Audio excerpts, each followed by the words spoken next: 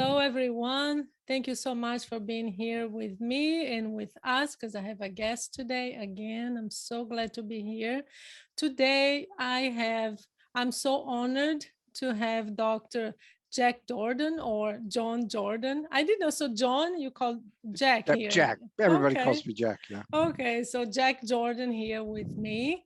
This is actually a special episode for me because it was something that came up after I received dozens of requests from listeners to cover the topic of blame.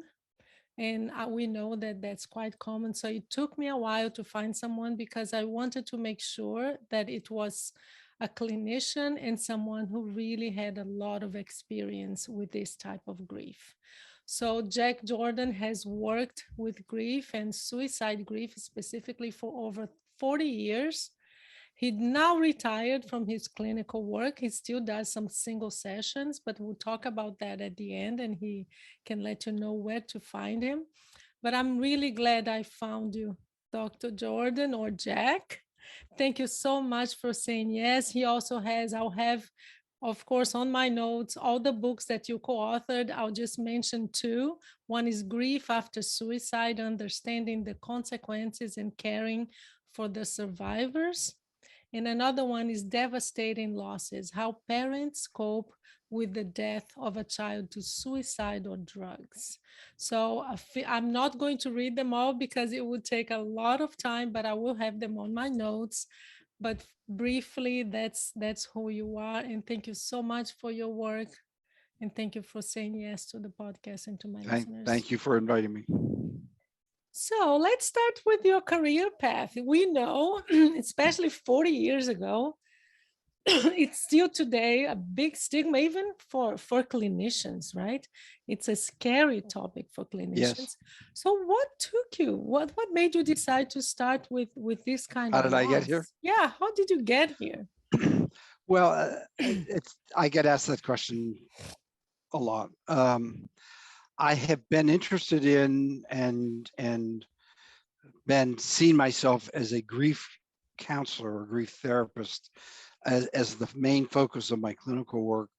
Mhm. I don't know, for a long time. At one point in my life, before I became a psychologist, I thought about becoming a clergy person. Mhm. And so in some ways, this feels like a calling or a ministry or et cetera. I guess I'm still doing that, but I'm doing it as a psychologist rather than as a clergy person. The way that I got into specifically into grief after suicide, people ask me, first of all, am I a survivor myself, a suicide loss survivor? And I give this answer to lots of questions, but the answer is, well, sort of. Mm. I had a great uncle die in 1987 of suicide. And I had one client earlier in my career who took his life. I call myself a distant survivor because both of those losses were sad experiences for me, but they didn't change my life. They didn't change the course of my life particularly. And many of the people listening to this podcast probably have had or are having their life be transformed as a result of losing someone to suicide. Um, so what really got me into it is that at one point, a number of years ago, when I was doing general clinical work, general grief counseling, I happened to have a number of suicide loss survivors in my practice. I had probably 5 or 6 Mm. at one time. And I had a kind of an epiphany one day. I thought, these people should be talking to each other, not just to me. Why am I just seeing them one-on-one? So I did something that's pretty unusual for a clinician. I've been in solo private practice most of my life. Um, I started a support group for suicide loss survivors in my private practice, which is pretty uncommon. Very unusual, And yeah. yeah, and that was transformational for me. I was both blown away, as they say, by the intensity of the grief, of the pain in the room, and also by the resilience I saw when people began to be able to talk with other people who got it, who understood what this journey was like. It was liberating for them, and Mhm. I saw them begin to heal. And I thought, wow, this is really powerful. That group ran for 13 years, and it only stopped when I relocated I was originally in the Boston area, went to graduate school in Boston. Mhm. And when I moved down to Rhode Island about 13, 14 years ago, the logistics of keeping the group going were just too complicated for me. Um, but I did a lot. I began doing stuff with an organization called the American Foundation for Suicide Prevention. And they're a major organization in the United States, both trying to raise funds around prevention of suicide as well as trying to provide services or support for survivors. I helped them design a training program to teach basically lay people. We didn't design it Mhm. for professionals. We designed it for lay people who were survivors who wanted to start running survivor support groups. And I ran that training program for delivered it many times. I don't do it anymore, but so that's sort of drawing me into working with suicide bereavement. Um, and I got more and more involved in doing things with AFSP. I continue to do training Mhm. uh, through them and for them, and that brought me into the domain of people who are impacted by suicide. Yeah, yeah. I was, this topic of blame. I would love to hear from you how common it is, and just so my listeners know, we're going to talk about blame in general, but then maybe halfway through, we're going to focus on spousal blame because Yeah, all of the people who wrote to me, they were spouses who lost they their had lost a loved one. spouse. Mhm. They lost a spouse and they're dealing with blaming from family members, in-laws, and things like that. So Yep, we're going to focus on that. yep. But I want to know, how often would you see blame as a major problem, or as we clinicians says, like the presenting problem? Would they bring it Right. up? Okay. First of all, before we get into it, or as a way of getting into it, I want to make a distinction between the blame that people feel from other people directed at them, okay, and the blame that people put on themselves, self-blame. Hmm. Self-blame is almost universal after suicide. Almost every survivor I've ever known spends some amount of time saying, what did I do wrong? What could I have done differently? Shouldn't I have seen it coming? People do a lot of questioning of what they did or didn't do before the suicide.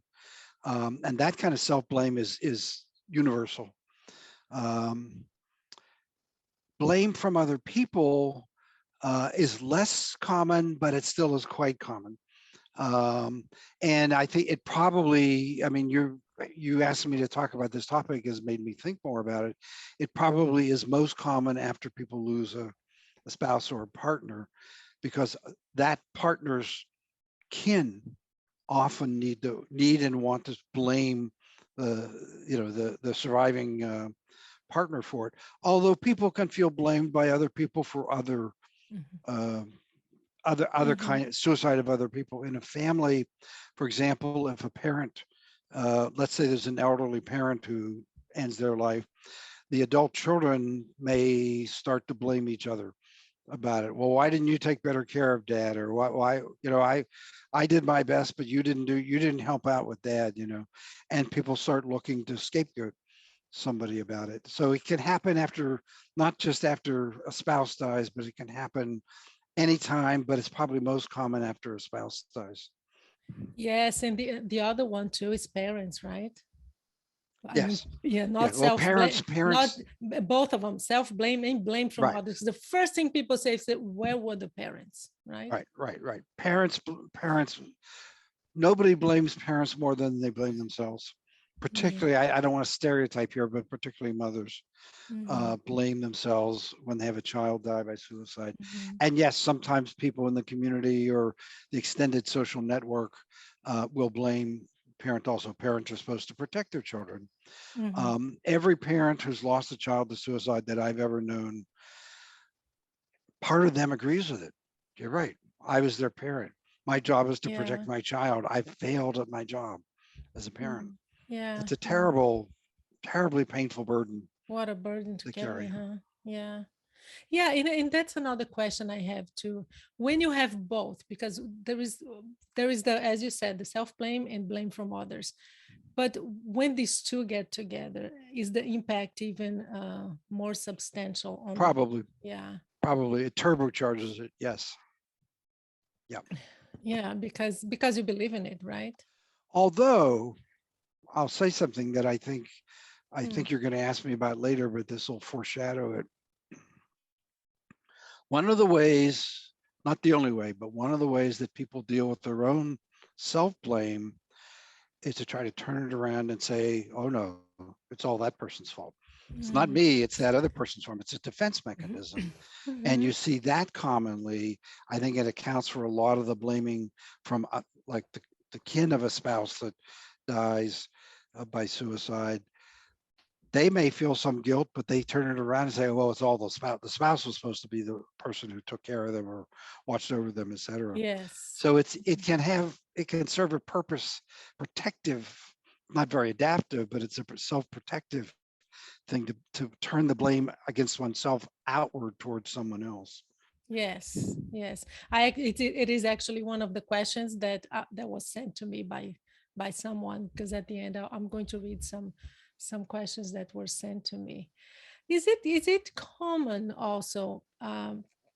I know that you are kind of, we think alike in terms of the overdiagnosing of patients, especially with grief, right? Mhm. And I actually Yes, was reading an article that you wrote, and you talked about how even clinicians, the first thing they do, I actually, he reminded me of some horror stories that I've heard from clinicians too, that they want to fix it, right?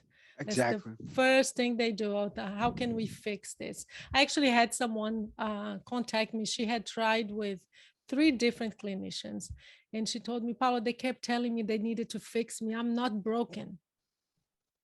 So is that something that's Eh, common? Oh yes, unfortunately it is. It is. Look, in my opinion, what drives a lot of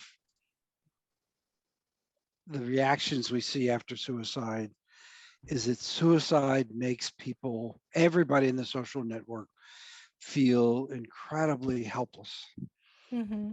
And in order to feel less helpless and to sort of create a story or explanation that makes us feel like both we're not worthy of blame and we can do something here, we can direct blame at someone else, or we can direct blame at ourselves.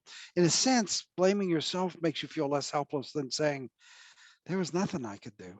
And I don't like feeling like there's nothing I can do when something really terrible's Yeah. going to Yeah. happen. I'd rather say at least somebody could have prevented this. Maybe it should have been me, maybe it should have been someone else, but it's an antidote to feeling helpless because oftentimes there isn't anything that we can do. Mm-hmm. Or we Mm-hmm. what we can do to help prevent the suicide, we only recognize in hindsight. Mm-hmm. I had a Yeah. physician once who had lost his son to suicide, and he was a medical doctor. He knew a lot about depression. He knew a lot about suicide. Not it wasn't a mental health professional, but he was a physician. He once said to me, he used a very elegant phrase. He said, "I suffer from the tyranny of hindsight." And what he Mm. was saying is that I can now see the ways in which it was his son that he had lost, that my son was having trouble, that he was headed Yeah. for kind of a disaster, but I didn't see it at the time. And he would blame himself for that. Why didn't I see it at the time? I should have. Um, but that feeling of helplessness, human beings will do almost anything to avoid feeling utterly helpless. Yeah, it's the idea of no answer, right? When you Exactly. it's better to have a difficult answer, right, than to have no answer at Exactly. all. You've got it So exactly right. yeah, it's like diagnosis, right? When you have a pain, you go to 10 doctors, you have no answer. The agony of not knowing. Yes. Yes. And the Yeah. anxiety it creates. Hmm. Right. You write something that it's related to this, and I want to hear what you mean by that. This article that you sent me, Yeah. you say what response. This is some of the things that we should when this is actually, just so my listeners know, this is an article for mainly for clinicians, saying, okay, here are the things that should pay attention to. But you say, what responsibility the survivor should realistically and fairly assume for the event? What do you mean by that? Mm, that's a good question. By the way, it's interesting. You're right. I wrote that article for clinicians. It appears in a professional journal, but I have been surprised how many survivors have gotten a hold of it and read it and said, "Oh, this really helped me understand myself or what's going on." It is also in a journal that's in the public domain, so that uh, uh, people don't have to subscribe to the journal or go to a library or something. I'll You make can, sure I have the link on my right? notes. Okay, Yeah. good, because it's available to the public. In other words, Yeah. if people want to read it. All right. So what do I mean by the fair and responsible? I guess the best way to talk about that is that I often, when I would see survivors in the beginning and they were doing a lot of self-blame, I would say to them something that may initially sound, what most clinicians do is try to say, oh, you shouldn't blame yourself. People in the social network say, oh, you shouldn't blame yourself. You're being too hard on yourself, et cetera. And sometimes you can see that. You can see that they are really being unfair to themselves about it. Hmm. They're saying, why didn't I have the magical power to know this was going to happen? Why didn't I do exactly the right thing, et cetera? The tyranny of hindsight, in other Hmm. words. What I will say to people is, look, I understand that after something like this happens, there has to be a kind of investigation, um, and that you're going to have to put yourself on trial. I understand that, and I actually will support you in having that trial. The one thing I want us to agree to is I want to make sure we have a fair trial. I want to make Yes. sure that we look at all the evidence instead of having a kangaroo court in which the verdict has already been decided before the trial even begins.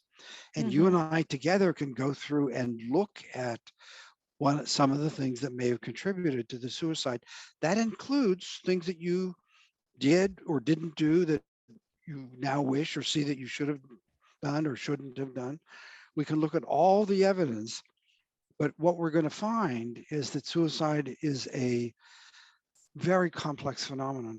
Hmm. It is not the result of just one thing.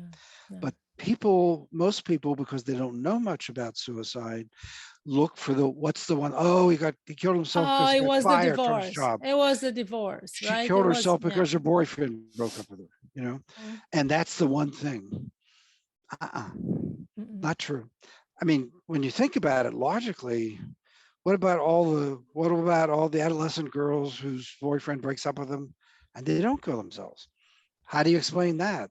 The suicide to me is the perfect storm.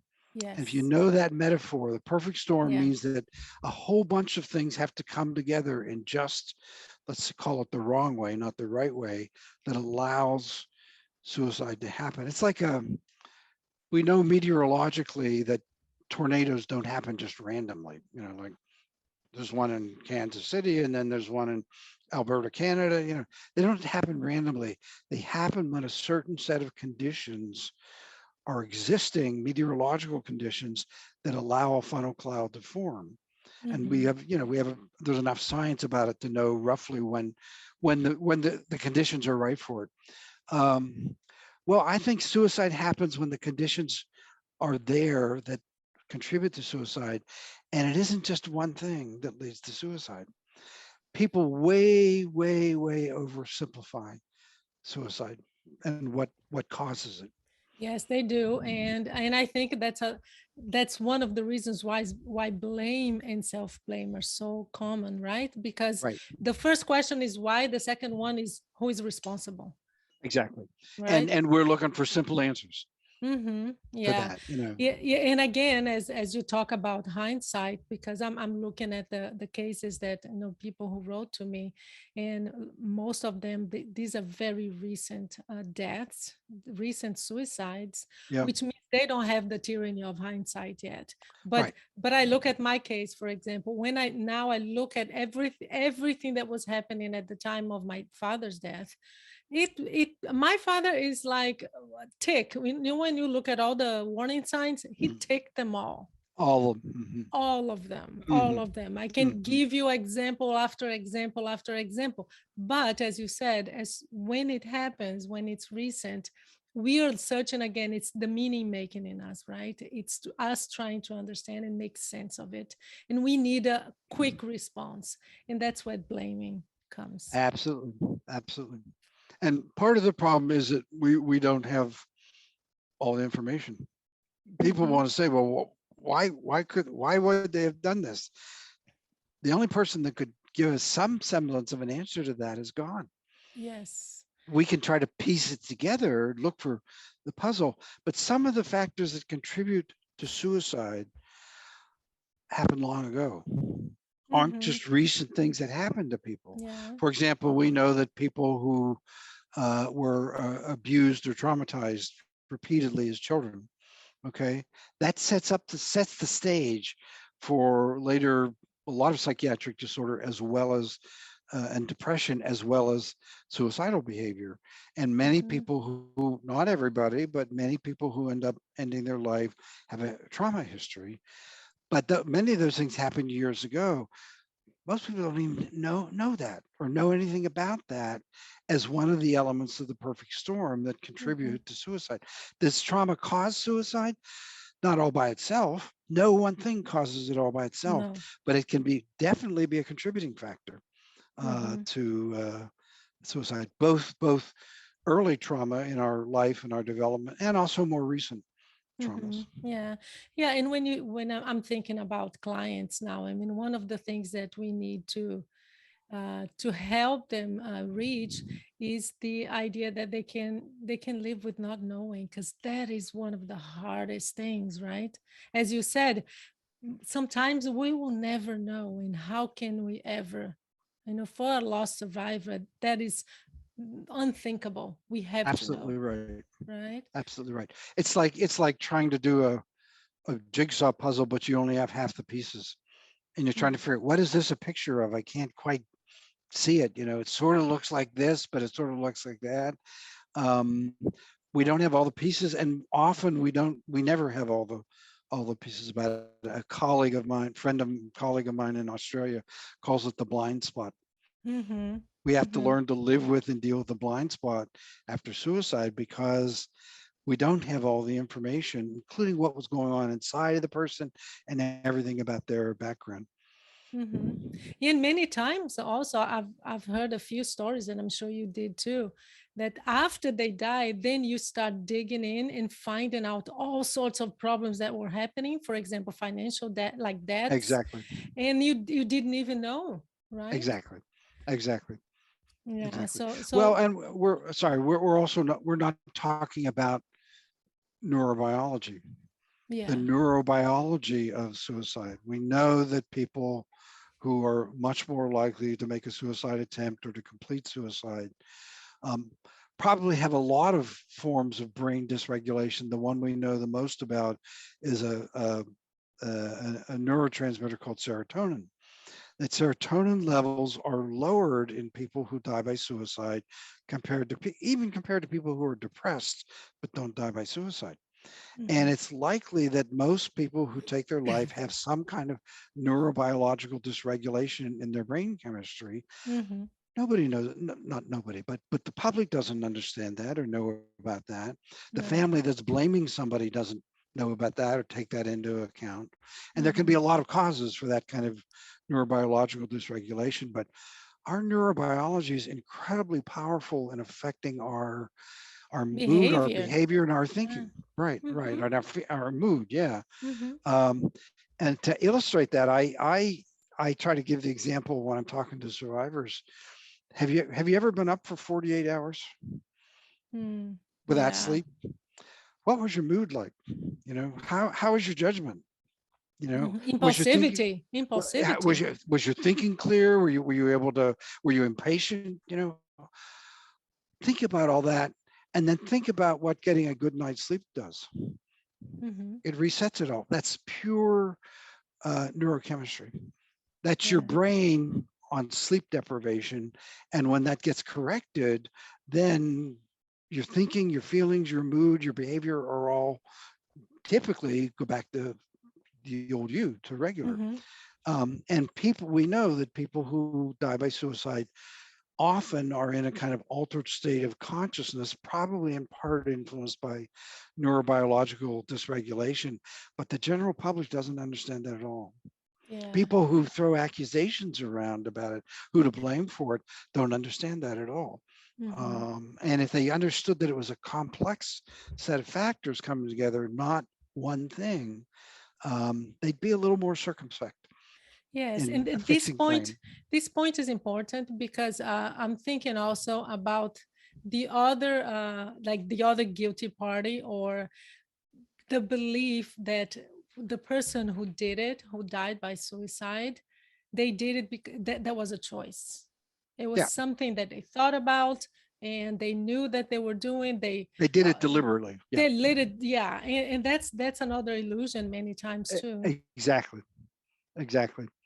Like if you did things when you've been up for 48 hours, they might be bad things. They might be not, hurting someone else, hurting yourself, whatever, get in a car wreck or something.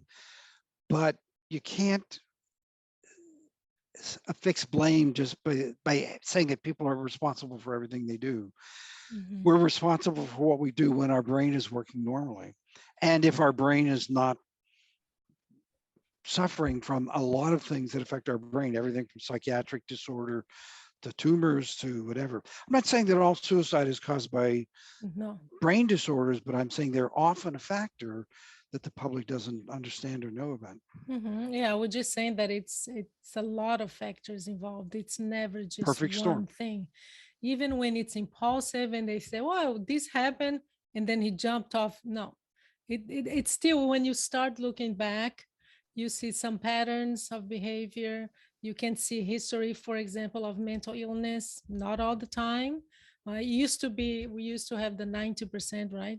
Remember, we used to say 90% of suicides are related to mental illness. Not anymore. We know that that's not the number anymore. It's a lot of personal crisis, but still, that all of this needs to be investigated, as you said, so that blaming is diminished.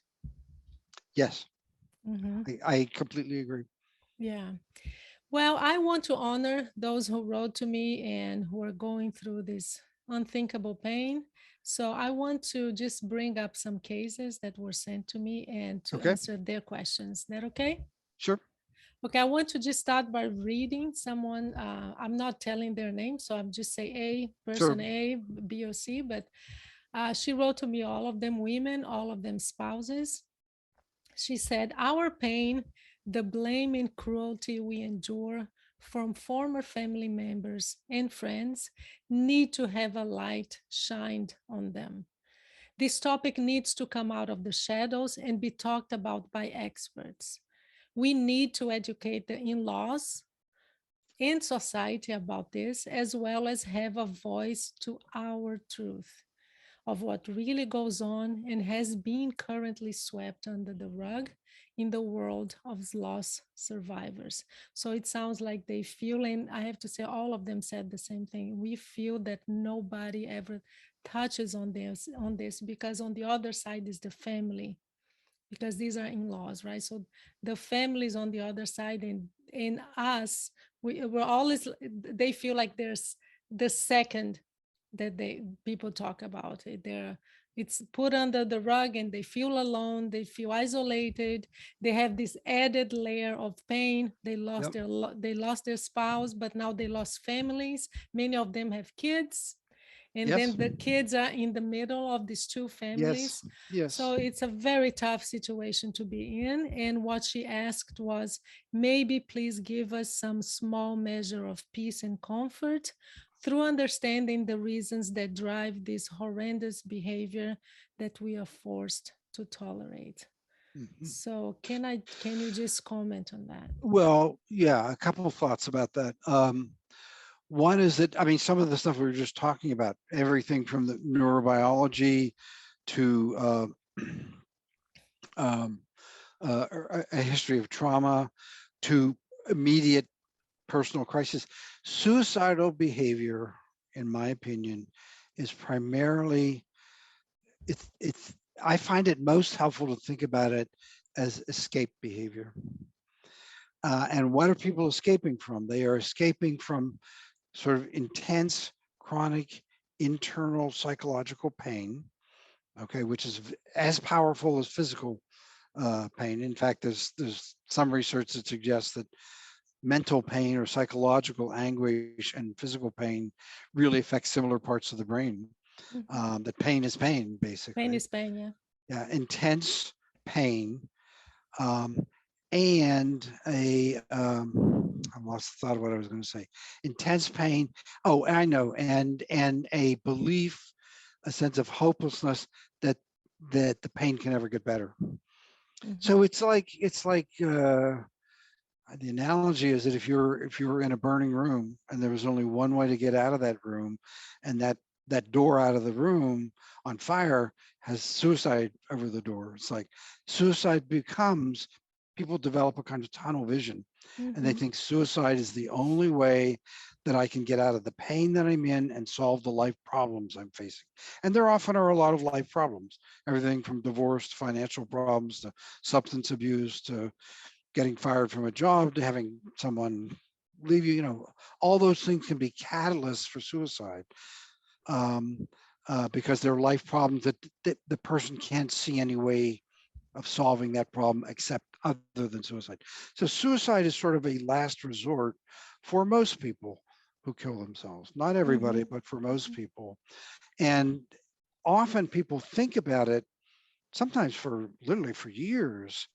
The decision to actually act on it often is impulsive, Mm. but the ruminating about it, struggling with, do I want to live or not? I can't take this anymore, et cetera, often has predated it, sometimes for quite a while. Mhm. It's very rare. Occasionally you'll see it in young people, that people very impulsively make a suicide attempt, usually because something bad has happened. They failed a test, a romance broke up, et cetera. But most suicides, people have thought about it, struggled with it, tried to solve their problems, and then they sort of impulsively give up and say, I quit, I'm Mhm. done. Yeah. And when it comes to spousal blame, did you hear this in your clinical experience, that they feel alone because nobody wants to talk about that kind of blame because they don't want to hurt the family who also lost someone? You're saying after suicide has happened, Yes, or you're talking after about the it's person happened. who ended their life After it's happened. after That. it's happened? Suicide can be a tremendously isolating loss. Mhm. Many survivors not only feel isolated, they do become isolated. And I give you an explanation about that. Part of it is the stigma. It's just seen as bad, immoral, shameful behavior. Historically, it's been seen that way. This is changing, but it's been seen as sinful, you know, either sinful behavior or just weak behavior. Coward, right? We hear Coward, they that a weren't lot. strong enough, Yeah. etc. Right, right. All of that. So the stigma is part of what makes it difficult for people to deal with or to share with other people. Um, I think that's changing, though. At least in Mm. my experience, there's suicide is kind of coming out of the closet. Mm. More and more people who are survivors talk about it. Yes. You'll see more in the paper, in the obituaries. Person died by suicide, took their own Hmm. life. Used to be that people never talked about it, Yeah. ever, but it's being talked more about more. So I want to say to the person who wrote your first comment, I understand your despair and frustration and anger about being sort of shamed into being silent, but it is changing. Hmm. And you can find, it's much easier than it used to be to find other survivors to talk to. Hmm. And most survivors, once they come out, if you will, and talk about it, they have the experience that other people come up to them and say, well, I never told you this, but my brother killed himself, Yes. because they're hiding it also, and the more people that talk about it, the less shame and stigma there is, and the more people, it makes it easier for people to say the truth about what happened. Yes, this happens all the time. Once you talk about it, I've had so many experience with this. Someone always comes, whispering. Right. Well, you know what? I never told you this, and then you hear. But I want to Exactly. continue. So I have a listener who sent me a question that I'm sure that you've heard and felt this in your Yep. clinical work. She said she lost her husband 2 3 months ago, so very very recent. Hmm. She says that in 2019 they had a tragedy and his mental health deteriorated. He already had some mental health issues, and the first question is, why was I not enough for him to stay? So it's that idea that suicide is a message about the relationship, right? Yes. It's an interpersonal communication from the person who died, or a commentary, right? Mm-hmm. That's an extremely common feeling. It also ties into the kind of universal perception that suicide always means that somebody failed. Mm-hmm. Somebody did something wrong and somebody failed. Either the person who died by suicide or the people around that person failed in some way. Therapists feel like when a patient dies by suicide, that they failed somehow, and they Mm-hmm. may get blamed by other therapists about it Yeah. also. Yeah. Therapists act just like everybody else in the world. Yeah. So the question about why wasn't I enough for them, it's important to understand the state of mind of most people who are suicidal, which is not, they're not focused on other people particularly. They're not thinking, my wife has disappointed me, let me down, not, she's not enough for me, I'm going to kill myself. Um, they're focused on themselves and what can I do to stop the pain. I once had someone say to me, who had made a suicide attempt, I wasn't trying to kill myself, I was trying to kill the pain. And Yeah. they're focused on ending their pain, not on hurting or punishing someone else. And it's suicide, it can be, but it is not usually an act of revenge against other people. Like you've disappointed me, you've let me down, you've hurt me, so I'm going to kill myself. It's not what motivates most suicide. The second thing is that this is a relatively recent discovery in the field, is that most people, I'm saying most because suicide is as unique as fingerprints. Everybody's fingerprints is sort of the same, but everybody's fingerprints is also unique in some ways. And so suicides are not all the same and don't all have the same causes or contributing factors. It's a complex phenomenon, as I said. So people, no, sorry, I'm 73. I'm getting old man memory. I lose my train of thought sometimes when No, I get you're saying something that agitated. is it's a new discovery even in the field. Oh, okay. Yes, thank you. Which is that most people at the time that they die by suicide, if they are thinking about other people rather than just about ending their own pain, their thought is, I have become a burden on other people, and actually I'm helping them. My wife will be better off without me, or my children will be better off without me. They'll be They okay, believe it. Yeah. and they believe it, and it's Mm-hmm. real and it's true. It's an altered state of looking at the world. It's a distortion, almost always. Like if you ask survivors, they don't feel they're better off since they lost their loved one, most of the time. But this person who's suicidal thinks, uh, it's almost like it's a self-sacrifice. I will end my life because it will, in the long run, it will make my wife and my kids' life better. They don't need me. I'm become a burden on them, etc. And that's not true, but it's how they're thinking. So it wasn't that you were not enough for him. Is that he may have thought he wasn't enough for you, that he was Mm-hmm. being a burden on you and was trying to unburden you, if that was part of his motivation. I obviously can't speak specifically to that Sure. Of situation or course. that person. Yeah. The second question is, how do I cope with this grief and with the blame from everyone on top of my own self blame? So Yeah. here there are the two types of blame. So in Right. your clinical work, what helps?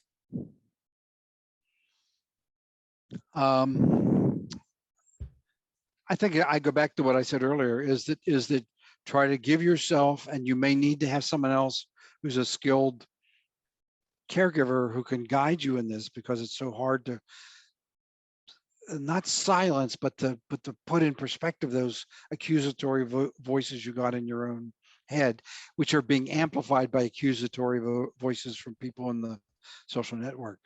Um, but you do have to do the investigation. Most survivors need to try to create a narrative of what happened and why it happened, and they have to examine their role in it. But they have to keep it in perspective. That's what I mean by a fair and reasonable explanation, because most survivors way overestimate how much power or control they had over the situation, or what they should have been able to do. They suffer from the tyranny of hindsight. They keep saying, "Well, I now I can see he was suicidal." Yeah, but did you see it beforehand? Honestly, Mhm, did you see it beforehand? So they have to go through that kind of over and over again, chewing through it, and gradually come to it's sort of like cognitive behavioral therapy. I have to challenge whether this is realistic. Well, I wish I could have seen it coming. I wish I could have done something different, but it's very unfair and unrealistic that you should have been able to do mhm, that. But people hold themselves to that impossible standard. As a psychiatrist that I knew once, I heard him. I knew him for a long time, but I heard him once talking to a group of parents who'd lost children to suicide. He said, "Wouldn't it be nice if we all could be God? If we mm, all had the power to know what was going to happen and to see it happening before it happened and to intervene and stop it if we wanted to." Yeah, it mhm. would, but we're not. We're The not. other the other thing, Jack, that I think helps too is in it's within the same context of being fair, is, and this is something that you wrote on your article too, about the fact that many times the person who dies, that's the only thing that people ever talk about him again. It becomes their Exactly. identity. All they did, their whole lives are forgotten. And it applies to the person, to the lost survivor too. Exactly. They forget that they were, I don't know how long this person was married to, but let's say they had 10 years together, some good, some bad, but they were partners. They were there. They were supportive through difficult times, and they forget that they did all that. Absolutely. All they focus on is the last, I don't know, 2, 3 months when he was struggling and I didn't hear it. How about the Or realistic picture of looking at your the relationship and who community, you the were? community, the community says that she's the wife of the guy that killed himself. What else do you need to know? Well, there's a whole lot you need to know, not only about what led up to the suicide, but what kind of life did they have? Mhm, All the things that went before the suicide. That's a really astute observation. Being realistic also means looking at the whole picture of who the person was, what the life was like with them, what the marriage was like if it's the loss of a mhm. partner or a spouse, rather than just the way in which their life ended. Yeah, yeah. So be realistic and be kind to yourself, that you are also going through, she, in her case, I mean, she went through a tragedy. I don't know what it is, but so they're both struggling, right? Yes.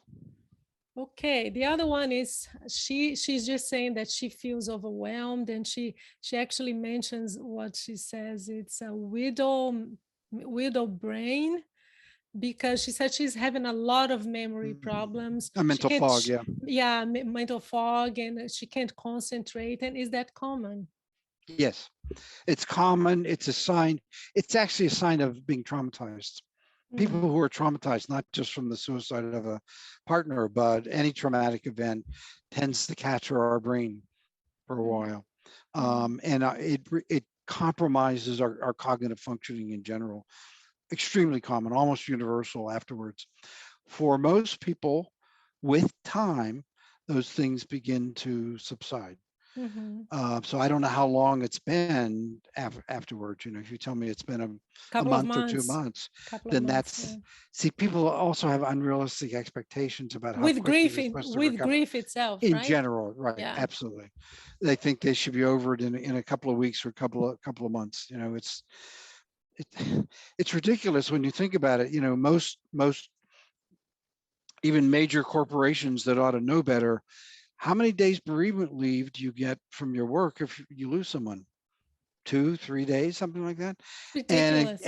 it you know, you get the same amount of bereavement leave if it was your great grandmother that died peacefully in her sleep at age 93, or if your son killed himself. Are those equivalent emotionally? Of course not. But people, companies have one size fits all policies that have no realistic basis for them, Mhm. Mhm. except that companies don't want to pay any more unpaid leave than they have to, you know, so they try to shorten it. It is not uncommon at all. If it persists, and I'm talking about not just for days or weeks, but it persists from, if it persists for months, but I don't actually don't like to give timetables Time, yeah, because because it's people different. recover at their own speed. I think what's more important than how long has it been since they died is the question, what's the general trend?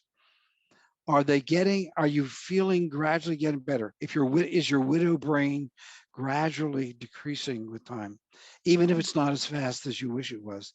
If it's going in the right direction, usually I would say to people, keep doing what you're doing and you're going to have to wait a little longer, rather than, why isn't this over yet? It's been 3 months, you know. Other people in the community say, well, we'll say, well, it's been a year. Are you still upset about that? Are you still bothered by it? They have no idea what the normal trajectory is. But if you're gradually getting better, that's a green light. If things are staying the same, staying the same, staying the same, no matter how much time goes by, that's a yellow flag. And if things are getting worse and worse and worse with time, that's a red flag. Mm. So it's the Okay. direction of the symptoms, if you want to call it that, Yeah. not how fast they're resolving. Yeah. Yeah. And sometimes you feel like the way that this shows up, it's, oh, today I had some good days, but I'm still feeling really bad. So that means that you're having some good days. So pay attention to that, right? Exactly. Yeah. Exactly. The other thing is to understand, if this has been a profound loss for you of somebody really important, um, understand that grieving is a process of 2 steps forward and not just one back. Sometimes it's a process of 2 steps forward and Two. 1.95 back, you know. Yeah. Uh, and so it is, you're going to revisit your grief over and over again. Grieving is like climbing a spiral staircase. You Mm-hmm. keep coming Yeah. around and around. In some ways, it feels like you're just going around in circles, but actually you're slowly making progress up. But Mm. it's hard to see that sometimes. Yeah. Um, so people have to be patient with themselves, forgiving of themselves, Mm-hmm. um, and maintain hope that they will get better. And if things are getting worse and worse and worse, then it's time to get some mental health help. Yeah. And in this case, if you think that the in-laws or the families, they are hurting, maybe it's a good time to step Absolutely, back, right? absolutely. Prioritize yourself. You have to take care of yourself. Mm-hmm. You Yeah. you are in a wounded state Mm-hmm. because of this, and you're more vulnerable. And so you have to be willing to shield yourself. I say to people, human beings, you know, we know that human beings have immune systems. We hear a lot about Mm-hmm. immune systems these days. And if your immune system is compromised, you are more susceptible to getting infections, colds, COVID, whatever it is. Well, we all have a psychological immune system. And something like the suicide of a loved one can compromise our psychological immune system, our ability to ward off or protect ourselves from things that could damage us or hurt us is compromised. And when you're in that compromised state, you have to protect yourself from those things in the same way that if you had your physical immune system was compromised, the doctor would say, stay away from people that have got the flu. You're more Mm-hmm. vulnerable to getting it now and it's That's a going to do great more damage. analogy. Yeah, that's Yeah, good. and people who are grieving, particularly early on, are in a compromised psychological immune state, and they have a right to and should protect themselves from people who are being hurtful to them. Mm-hmm. The last question from her has to do with being, she said, I've become so cold and angry at the world. How do I deal with that? Yeah. Okay. You have to, a lot of the work around suicide is about forgiveness. It's both forgiveness of the person who ended their life, if you're Mm, angry about that. It is forgiveness of yourself, if you're angry with yourself for not doing enough or seeing enough or not having prevented the suicide. And it's forgiving other people and their inability to understand what this is like for you, and saying clunky, stupid, unhelpful mhm, things sometimes. I don't know any magical way to achieve forgiveness, but it's a long, slow process of saying, forgiving is something I do not only for other people, it's something I do for myself. Forgiving people who I feel have hurt me or wronged me is something that helps me feel better. And that's really the reason to do it. And it probably will help your relationship with other people, but it's unburdening yourself of something that's actually a painful, mhm, burdensome thing to be carrying, which is mhm. anger. Yeah. Well, Easier second, said than done. okay, easier said than done, yeah. But also understand that that's normal. Feeling angry, Totally. anger is one of the most common and very hard to deal with for loss survivors, because you're angry at the person who died, which is very unusual, and then you blame yourself for being angry at someone who Exactly. died. Let, So let it me give you creates this cycle, right? an analogy about how to think about that. Most people don't know this. The Latin root of the word suicide, the Latin root of the word suicide literally means self murder. And Mm, if someone had murdered your spouse, okay, how would you feel about the perpetrator? You'd be enraged with them. If someone mhm, murdered my wife, I'd want to kill him, you know? Um, so part of what people experience after a suicide is the same anger that homicide survivors experience when they have a loved one murdered. Only you got a real conundrum in suicide, because the perpetrator, quote unquote, yeah. of the murder is also the victim of the murder. Mhm, So that makes for very confusing, conflicting emotions about it. yeah. But it's normal to feel angry when someone has robbed you of your loved one, Of stolen your course. loved one. Yeah. Yeah. And some people do. I mean, anger, it goes into different cycles and paths, because some people who are religious, for example, they'll be angry at God. Yep, So anger is everywhere. It's a very, very common. right. Just normalizing it could That's help. right. Um, so I'm and someone else, another listener, I'm just gonna call her B. She was together with this person for 13 years, and she's been going through threats of violence from the family, his family, also lawsuit. They're threatening to criminal lawsuit, civil law. I mean, it's just been very difficult, and she's very worried about the kids because, of course, they're kind of in between these two families, but they've been cast out too. And actually, the family says that they can't look at the kids anymore because it reminds them of her, and she's the guilty party, right? So a lot here, a lot. And again, added a lot of added layers of suffering here. So Yes. she's asking, what is the psychological explanation for in-laws treating the spouse like family one day and then they become the enemy? So again, going back to, why are they blaming me? That's the main question. I think we've answered some of it, but just Yeah. summarizing. Well, part of it's what we were just talking about, which is anger. Mhm, Suicide releases an anger that's similar to the anger that people feel after a murder. And people direct that anger at the target for whatever reason. They direct it at certain targets. Usually they direct it away from themselves, because most people don't want to be blamed themselves, although a lot of people do after suicide. But in a sense, blaming oneself is an expression of anger with oneself. I'm really angry because I didn't live up to my expectations of what I should have done. So it's their way of coping. You don't have to put up with it though. You don't have to expose yourself to it, and you should do whatever you need to do to protect yourself from, because it's very toxic. It can be very toxic to be the recipient of that kind of rage Mhm. from people. And I would say that to them. Look, you're my in-laws. You mattered to me. You mattered to me when my husband was alive. You still matter to me, but your behavior is unacceptable. And I'm not willing to put up with it, and I'm not willing to put up with it from the kids. They're not going to win a lawsuit, and there's all ways of just saying we're trying to make you feel bad and punish you Mhm. for it.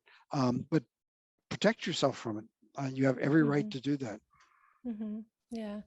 She's asking if there is any relationship between gender and this kind of blaming, because according to her, it's mainly women. That's what she feels. The men, they The have not women are turned. blaming her, you're saying. Yeah. I don't, it's an interesting question. I don't know of research Mm-hmm. about that. Mm-hmm. It doesn't, I guess it doesn't surprise me particularly, but I don't know of any research that Yeah, links I've blaming never seen it. specifically Yeah. to one gender rather than the other, more one Mm-hmm. gender than the other. Yeah, just keep in mind that just because women are talking about it and verbalizing doesn't mean that they're the only ones, right? Yeah. So another question is, why because it's happening with the friends too. The friends are kind of buying the version of the family. So why are they so quick? And I think it has to do again with that meaning making, right? Because everybody's looking for an answer, right? And Why are they? simple answers. Yeah. Why are they so quick to believe them? So. I can't explain why, except that human beings always want simple answers to complex Mm-hmm. phenomenon, and human beings often feel a need to scapegoat, to target Mm-hmm. somebody. I mean, a scapegoat is literally, it comes from ancient times in which an animal would be sacrificed, and all of the bad behavior and sinful behavior of the community, of the tribe, was focused on that uh, uh, animal. Literally, it used to be a goat, I guess. And by slaughtering that goat, we cleanse ourselves of Mm-hmm. our own defects.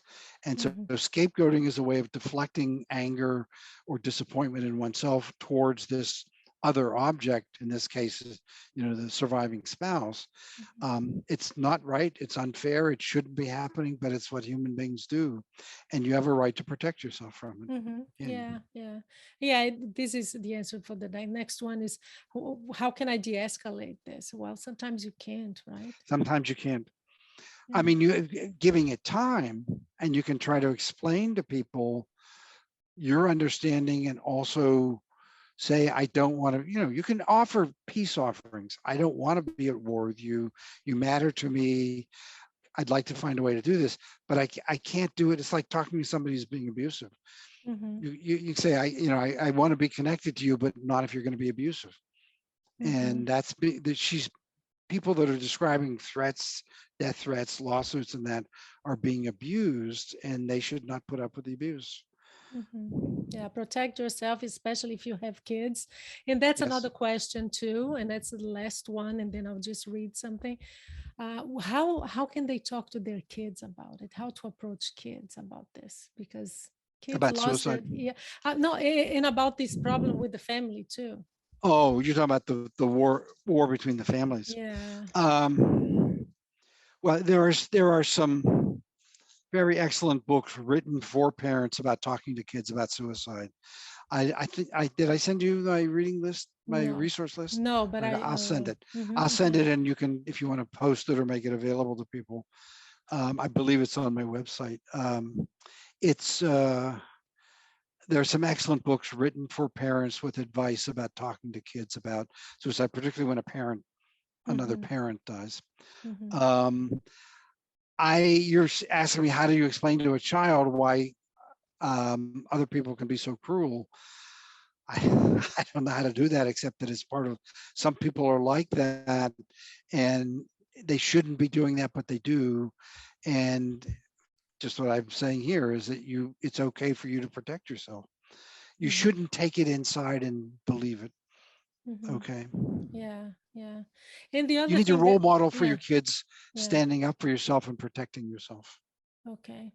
And the other thing that I was thinking too is to keep in mind that the family is also hurting. And I am saying this, even if they're threatening, they're searching for answers just like you are.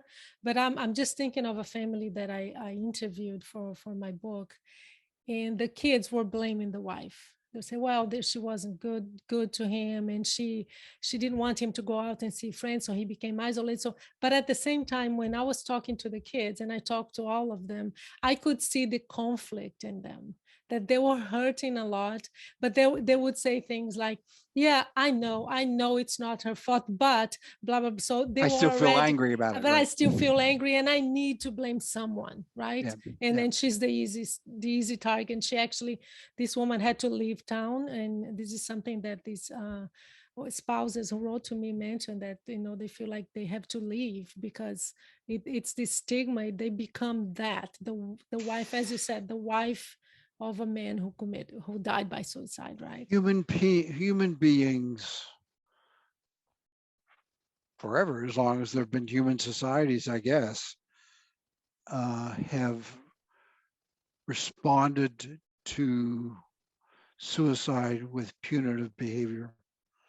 In the Yeah. Middle Ages, if a person in a village died by suicide, not only was the suicide victim, the person who died by suicide, the body was not allowed to be buried in sacred ground. It was often drawn and quartered and put in a public space, but the family was harassed. The family Mhm. was often run out of the village. It's like, we're going to punish. This is bad behavior. We're angry about it. We're going to punish you for it. Mhm. And that's a Yeah. human, for better or worse, it's a human response to when something bad happens, is to want to punish somebody for it. Mhm. Yeah. Well, to end, I'm going to read the last one. She's 33 years old. She doesn't have questions. I just want to read what she wrote just to honor Okay. that she participated. She's 33 years old, single mother of two young girls, 5 and 7. Her husband died in July last year, so very recent too. Um, she says, you definitely feel like you failed him in your marriage. So again, it's the self-blame, right? I've been in therapy to help myself understand that this isn't my fault and I was not the cause. The Good. only thing that I can't grasp my head around or seem to move forward is how my in-laws have blamed me for his death. They Yes. disowned me. They treated me like a bystander after being with this man for 15 years. And assuming they accepted me, and I assumed that they had accepted me in their family, the trauma of finding him apparently for them was not enough. Yeah. Okay. Um, I think it helps to try to, you alluded to this earlier, Paula, to understand that people who are angry are in pain. Mhm. Anger is a form of pain. And Yeah. I know it because when I get, literally when I get physically hurt and I'm in pain, or if I'm psychologically hurt, my instinct is to lash out, Mhm. and that's not true of everybody. But for some people, anger is the way you express your pain. And the families that are scapegoating the women that are writing to you, those families are in pain also. And what they're doing, they're not handling their pain in the best way, but it is coming out of, ultimately out of pain rather than out of wickedness or evil. And as best you can, you try to protect yourself from it, but you also ultimately want to forgive it, you know. Mhm. Yeah, yeah. Jack, I can even begin to say thank you so much for this. It's been so rich, so informative, so caring, so compassionate. It just shows, I mean, your career has been beautiful. And I'm so glad you started this long time ago and you set the path for people like me who came way. Did you ever meet Dr. Edwin Schneidman? I never knew Ed. No, I Oh, certainly know of him, but I never met him. No, not in yeah. person. I know people who know him well, but I've never known. Did I not know. was I was privileged enough to interview him. Is that right? Yeah, maybe a year and a half before he died. Before I died. Yes, and it was so touching. What a special He was man. an amazing human being. Yeah. Wow, wow, he was one of the first like you who set the path Wow. for clinicians like us. You now you're embarrassing me. To put me on the same category as Ed Schneidman, but thank you. You're very kind. Thank you. Well, thank you so much for being here. And how can they reach you? Because you still do individual, but just like one session only. You don't do long term Yeah. anymore. But Let me say something so people are clear about this. I am retired. I am not taking on new patients. I'm not doing ongoing therapy with anybody. All I'm doing clinically is I will do a single session with people who are survivors. mhm. And by single session, I mean it's usually about a 90-minute session with people, and I charge for it. Um, if people wanted that, what they should do is go to my. Wait, are you publicizing my email in any way, or? I can if you want, if you give me Well, if you permission. want to put down my Okay. email, probably that's the simplest thing. Then go to my website. If you do a search under John R. Jordan, PhD. In fact, I think that's I'll the have that link for on it my is notes. John R. Jordan, PhD.com. It'll get you to my website. And then you can contact me that way, or you can send me an email at jjordan, so two J's, John Mhm, Jordan, Jack Jordan. mhm. The number's 50 at AOL.com. And Okay. if you send me an email there, be patient. Sooner or later, I will get back in touch with you, and I will explain about if you want a consultation. I will, I'll try to my best to do that as soon as I can. But I'm not trying to generate work for myself by doing this. I know. I'm trying to increase people's understanding, but not to Mhm. generate work for myself because Yes. I'm Yeah. trying to retire. So Yeah. Well, thank you so much for the honor of getting out of your wonderful retirement to talk to my listeners. I'm really, really grateful. Thank you. you're welcome. All right.